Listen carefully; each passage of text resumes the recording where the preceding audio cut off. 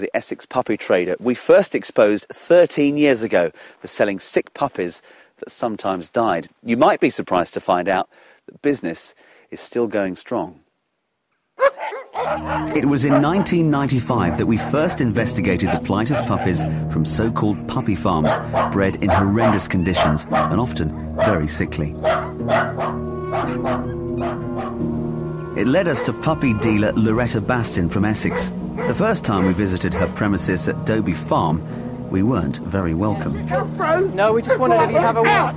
Out! Okay. Out now! Keep that thing down! 4 years ago, we revisited the story and found she was still selling puppies that were sick or dying. I said, you've sold me an ill puppy. She said that puppy was fine when it left my premises. Well, we got ads on the Saturday. By the Monday, he was in, and we were phoned at 10 o'clock by the vet to say that your dog's not going to, his little intestines are shot to pieces, and then he died. Miss Bastin, we're from BBC East. Yeah, we've written to you about the purchase of a puppy.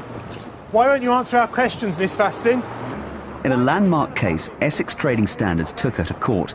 She was forbidden from supplying puppies not of a satisfactory quality. So we thought that would be the last we'd hear of Loretta Bastin. After all, she would have to play by the rules or stop trading. Sadly, she has not. Now, thanks to new evidence that you've sent us, we're on her trail again. And this time, I want to give her a present, and it's a bone. We thought that would be appropriate because just like a dog with a bone, we haven't forgotten about the story since we first heard about it 13 years ago. And we've also spoken to quite a few people who've got a bone to pick with her. One of them is Vanessa McNeese. She's passionate about Cavalier King Charles Spaniels, but the puppy she was sold by Loretta Bastin last September fell far short of being satisfactory.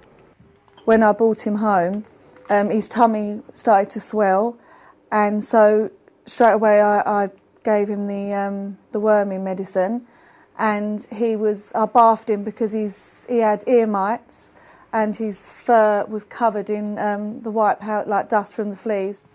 But things were to get much worse. Within 2 days, the puppy had to be rushed to the vets. Within a day, he'd got the result, and he said it was definitely parvo. And then they said he had septicemia, and all his organs were shutting down, and they gave him blood transfusions, plasma, and the poor little mite, he just didn't stand a chance. Vanessa's puppy Freddie died just 6 days after she bought him, and at Inside Out, sadly, we've got a file of similar complaints, the most recent being a Pomeranian puppy, which was bought before Christmas, but then died just 2 days later. Despite the court ruling, business for Loretta Bastin, or Loretta Toye as she is also known, appears to be thriving. And she's got a new name, Hot Dog Kennels.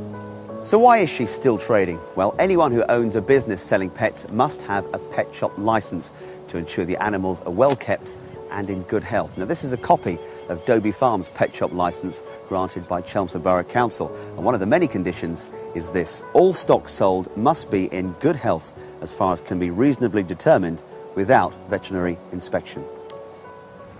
But that's not what Emma Burham from London experienced when she visited the premises. She also loves Cavalier King Charles Spaniels, but buying one from Loretta Bastin became a nightmare. Jess was gasping for breath. Her chest was expanding when she was breathing. She was constantly coughing. She couldn't move.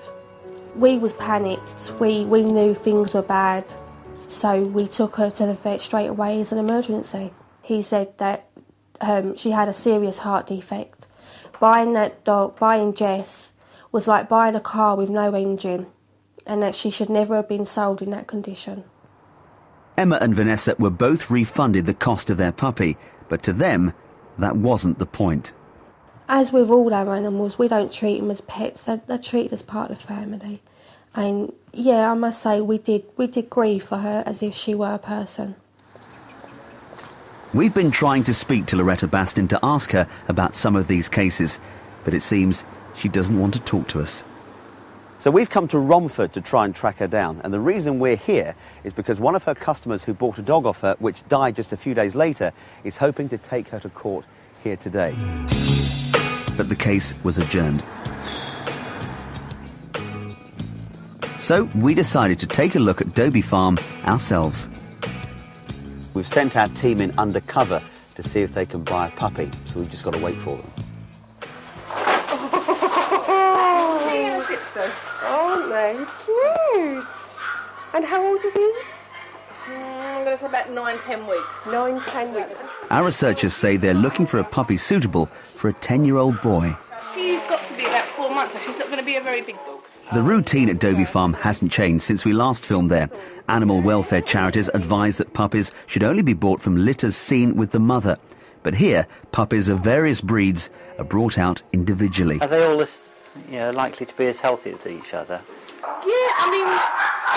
We are assured the puppies are healthy. Especially when they're pedigree, when they're crossed, they always seem to be a bit more sturdier for some reason. Yeah. But saying that, I've had my pug 4 years and I've never been to the vet with her once. Really? Our team's just come back and they've managed to buy this little pug cross. And as you can see, she's quite frightened and very timid. So what we're going to do, we're going to take her to a vet at the Dogs Trust and get her checked out straight away. All right. Well, she's just frozen with fear, isn't she? And you can see she's shaking. She's been in here for a couple of minutes now and she's just got used to me. So she's beginning to react a little bit, but she's just terrified. My guess is she's never seen the real world. And she's quite uncharacteristic of a puppy of her age. Oh, 5 months of age, which she is. She should be a normal puppy. She should be reactive, she should be socialised, she should be wanting to talk to people. She'll never get over it. Not really? Properly. Not properly. What puppies don't learn by the time they're about 3 months old, they're never really secure around. So this is a puppy that's going to be frightened of the world for the rest of her life in some degree or another. Is she a healthy dog? She's actually not too bad. And see, she's got a nice glossy coat. I should think she's probably just been bathed. She has got ear mites, and you can see that her ears are a little bit sore and they're really quite waxy down inside there. And her lower jaw is much too long. She's what's called undershot, so that her lower jaw sticks out underneath. Is that because she's a cross? Is that because she's a cross? You do tend to get undershot jaws in pugs and cavaliers, but this is quite excessive. Her teeth will rot much more quickly because they don't meet properly, and so she'll have difficulty chewing. And if you give her a bone, she'd have real difficulty chewing it. Loretta Bastin's court order forbids her from selling puppies of an unsatisfactory quality. But Dogs Trust vet Chris Lawrence says its deformed jaw and behavioural problems mean it should never have been offered for sale. Fortunately, this little dog has a brighter future. It's going to be rehomed by the Trust. There wasn't a happy ending for Vanessa and Emma. They're still angry and upset over what happened to their puppies. I phoned Loretta. All she actually said to me was, like as though he was a piece of furniture or something you just buy in a shop, oh, just bring him back and we'll replace it. And I just couldn't believe somebody could be that callous and heartless to say that. At the end of the day, I wanted to give that little pup a fighting chance, and she just treated it like as though it was a piece of rubbish. She was heartless, she was very uncaring. She wasn't interested in anything that had happened to us. There was no sorrow or nothing. But the big question is, why aren't the authorities doing anything about Loretta Bastin? Emma, Vanessa and others have all reported their experiences to Essex Trading Standards, and Chelsea Borough Council continued to issue her a pet shop licence. Neither would be interviewed.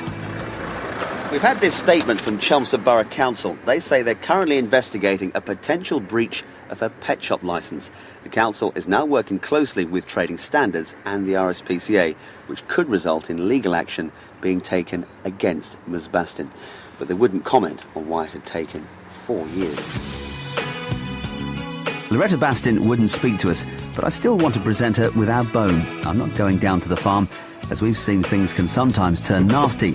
Where's the postcode? So I'll leave it here. And there's a card celebrating 13 years of appearing on the programme and remembering all those puppies that didn't make it. Now, we knew about hot dog kennels because you told us about it. So if there's anything you think we should investigate, you can send me an email, david.whiteley@bbc.co.uk. And if you want to find out how Sinead the puppy is getting on, you can go to our website. I'll give you the address at the end of the programme.